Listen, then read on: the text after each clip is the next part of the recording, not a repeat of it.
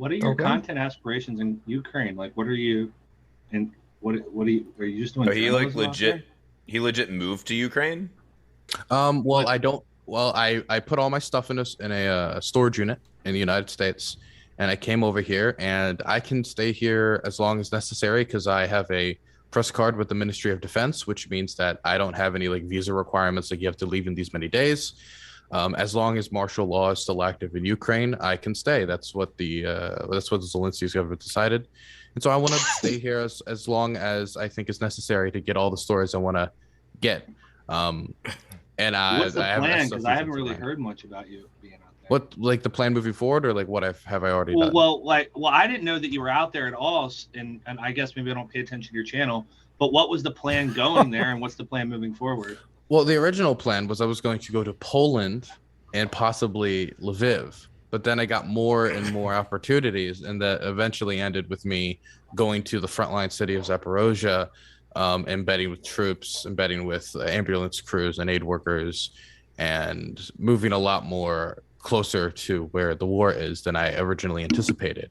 And due to the idea of what I was going to be doing here expanding, now I'm going to be staying here a lot longer, trying to get more footage.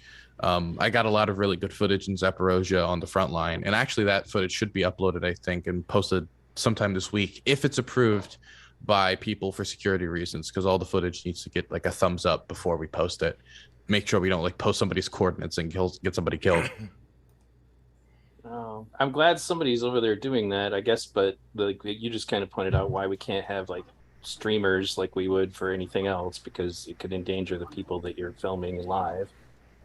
Yeah, I think there's a lot of people who expected me to go to Ukraine as a Twitch streamer, and that I just start Twitch streaming like the front line, or Twitch streaming like getting bombed or something. And there was a lot of people who had complaints about like, why hasn't your stream changed that much? And it's like, well, there's not really much I can change. I'm not gonna go outside and like just be like, hey, here's my position and coordinates, and this is exactly where I was if you wanted to like hit the area I was. And oh, look, there's a few soldiers over there. Isn't that convenient? And then like somebody gets killed. I don't want to be involved in anything like that. Definitely after we've seen so many high profile examples of people posting the wrong image on Reddit, and then it gets like 300 people killed. Well, it'll be good though that at You know least you're Putin's there looking for because you. it's so frustrating right now trying to wade through the videos, seeing what actually is happening and what isn't, and people will post stuff from the previous conflict in Ukraine, and you're trying to just you can't tell because people are just trying to post something to get attention, so you don't know what's real and what isn't. It's like I did one stream on it and got hit for a week for quote unquote misinformation. And all I did was like I did what was on Twitter. I was like, don't know if any of these are legit, guys. I made it clear, but there isn't any way to know. That's why I don't talk about it. I follow the Syrian civil war a lot. It's a conflict I watched a lot, and I would see a lot of footage that I know is from the Syrian civil war popping up as frontline footage from the Donbass. I'm like, the Donbass isn't a desert. I don't. Who are you trying to fool with this? What is this footage? And so yeah, there's a lot of people trying to spread misinformation. One of the biggest frustrations I have currently with coverage on Ukraine is how like soundbitey it is. You know, you get like 5 minutes, you'll get like a talking point that they're trying to get across. You'll get like maybe like two moms wailing into the camera, a few blown up houses, maybe a corpse, and then boom, that's Ukraine. You don't really have an idea of like what soldiers are like living day to day, or what it's like to be there like from a first person perspective. And so what I'm hoping to do with my content is going to be 5 to 10 minutes of footage. It's going to be hopefully like an hour long each time I post a video of me on with troops along the front line, or looking through the wreckage of a city that's been bombarded by the Russians, or interviewing people who have been affected by the war, like displaced peoples. And that's what I'm hoping for, because I feel that since I'm on YouTube, I don't have to abide by these kind of like soundbite journalist like tactics, and so I can go as in depth as I want to and have the story be as long as I want it to be. This makes me so happy because to have an alternative to the mainstream media, it'll be more like the old school like Vietnam style of journalism, which is something that I think this really needs. So thanks for doing what you're doing, man. This is great. I appreciate it. I always one of the big inspirations, I guess, for me, for like from a journalistic perspective, and this is weird because he's never ever covered a war, was Gonzo. Not only because he was awesome, right, just like a cool guy, but when he covered like the Kentucky Derby or he covered the Hells Angels from within the Hells Angels, the way he described everything from like a first person perspective, I think was very effective in dragging people into the story. And I think if something like that was used in, say, Vietnam, if he went and covered the war, I think he could have done amazing journalism. Sadly, he never did. And I think that just having a video camera and going along with troops is one of the most like ultimate forms of like that Gonzo style journalism, of that first person perspective, because it is literally first person as you go along with people. Especially if you don't have MSNBC or Fox telling you what you are and are not allowed to say. That'll be fantastic. Hey, dialogue always dipped out, but he did send me thanks for having me on and congrats on 200 shows. So evidently we're on good terms and Hatchet is buried. I don't think Congratulations. it is, but thank you. You don't believe me, Sitch? I mean, it is for me. I don't care, but okay. I've got to go too. I'm up way past my bedtime, but I wanted to hang on a bit. So Adam, Sitch, I appreciate you guys having me on. Yeah, thanks for coming on, man. Adam, have me on sometime. Talk about the meaning crisis. Sure. Now that I'm unblocked, I guess I can communicate with you. Let's agree on something for once, okay? The meaning crisis. I actually have one of my questions is the meaning crisis real? Which I'm not convinced it is. So sure, we'll have you back on. Okay. All right. Yeah. Well, that makes it interesting. All right. Well, all right. So, great seeing everybody else. Take care. Thanks for coming. So the real question, man. Dylan, is have you hung out with Coach Red Pill yet? Yeah. You guys what's going on? I have not, but if anybody wants to help me work with the SBU to help detain him again, I'd be happy to do so. Actually, I guess if you strained with him, would you possibly endanger your press pass? I maybe like I don't want to fuck with him. Like only because the dude is completely psychotic, but it's also his coverage on the war is completely asinine. I saw this map he posted of like Ukraine. It's like, this is going to be Ukraine post-war. You fucking Zelensky cucks can deny it. And it's just like Hungary has annexed territory. Poland's annexed territory from Ukraine. It's just like half the country's just been cut in half. And like Zaporozhye was annexed. Odessa was annexed. Kharkiv was annexed. Like it got all the way up to Kiev, basically. It was just completely asinine. He can't. For somebody who like takes the time to come over to a foreign country, right, and put yourselves, I would assume, at considerable risk to do it, he just has no connection to reality. Well, I think that's why I went there in the first place. But... Oh, that's a good point. Yeah, if you come to war zones, you probably are psychotic on some level. Well, no, I thought he's been there for a while though, right? Like he didn't come that is because true. Of the war, but that is true. He has been here before, but he didn't. He's staying in the locations and like turn it into like a journalistic experience. Right. Well, I guess he thought it'd be good for his channel, but do you have a greater sense? I mean, maybe you don't. How the war is going, because I always hear from like the pro-Ukrainian side that the Ukrainians are doing awesome, and I always hear from the pro-Russia side, Russia's doing awesome. So it depends on what your metric is for like how it's going, right? Like if you measure the metric by Russia's original war goals, then Ukraine's like stopped them on every front, right? Because the original war goals was like, we want to demilitarize Ukraine. Right, well, that's obviously off the table. Obviously, demilitarization has failed because it's more militarized than ever. Okay, well, we want to stop NATO expansion. Well, Finland and Sweden are just, they're joining NATO, so NATO has expanded, right? So obviously NATO expansion, they weren't really able to stop that.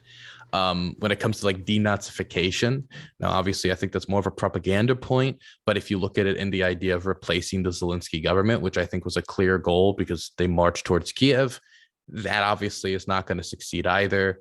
When it comes to the protection of like the Russian speaking populations, now this is where it gets more complicated, because if you take that literally, then they failed because more Russian speakers are dying in Ukraine than ever. They are the population of Ukraine that's getting killed the most because the Donbass is getting hit very hard. Kharkiv, Odessa, Zaporozhye, all the locations that have high populations of Russian speakers are dying at the highest numbers. When I was in Zaporozhye with Ukrainian troops, they were all speaking Russian. I didn't hear tak, I only heard da, right, when I was there. So there's also Russian speakers fighting off the Russian speakers. So in a literal sense, he hasn't succeeded. Now, if you're looking at more in the kind of Russian chauvinistic type, well, we're annexing territory, so it's with Mother Russia, therefore it's protected, Then they've had minimal success, but they have yet to take all of the Donbass. They're still going to have to take the fortress of Kramatorsk. They're still going to have to take other locations. They still haven't taken Odessa, even though I think that's a pretty clear goal. There's some reports that they actually still want to take Kharkiv, which I think would be so fucking retarded. That would be that word. It's okay. You can say retarded on here. Thank God I'm on YouTube. Shit. What's that? Fuck it. Not a big deal. Yeah, I understand. But don't say fucking retarded. That's like a little bit too far. Yeah, that's over the You line. can't infer that retarded people have sex. That's too much. So basically, I think on the original war goals, he's failed. Putin has failed on every level. Now, when it comes to what he can scrape out of the war, what he can get, I mean, if it is possible that he could actually take all of the Donbass, the odds are, I don't know if it's in favor or against them. Personally, if you put a gun to my head, I'd say Kramatorsk is going to be a hard thing to get. Definitely, since they only took 10 days to rest because the Ukrainians are blowing up all their ammo dumps with the HIMARS. But they're not going to take Odessa. They're not going to take Kharkiv. And so I guess like they could be able to like scrape out some territory they could annex, but can they even hold it? And so I would say that Ukraine relatively is in a better position. And I think they've but the biggest concern I have for Ukraine moving forward isn't Ukraine really. It's Germany, it's Italy, it's Spain, it's Europe. My biggest concern is going to be that the Europeans face Russian gas prices post Russia not selling their gas to the Europeans. And they're going to say, you know what? We like democracy in principle.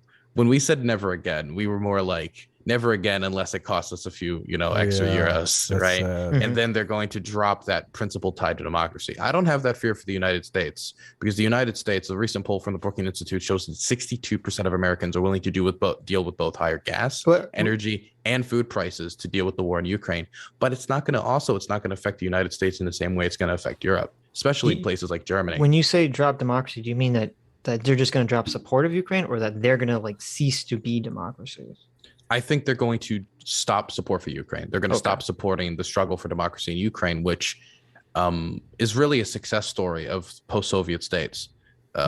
After the Orange Revolution and the Revolution of Dignity, there was a lot of concern about not only the patron client state oligarch system that was forming, but there's a lot of concern that like people were going to use, like we saw in the 2004 Orange Revolution, people were going to use institutions in order to keep their hold on power and manipulate elections, like Belarus's Lukashenko has done, another post-Soviet state, which has gone in an extremely authoritarian direction.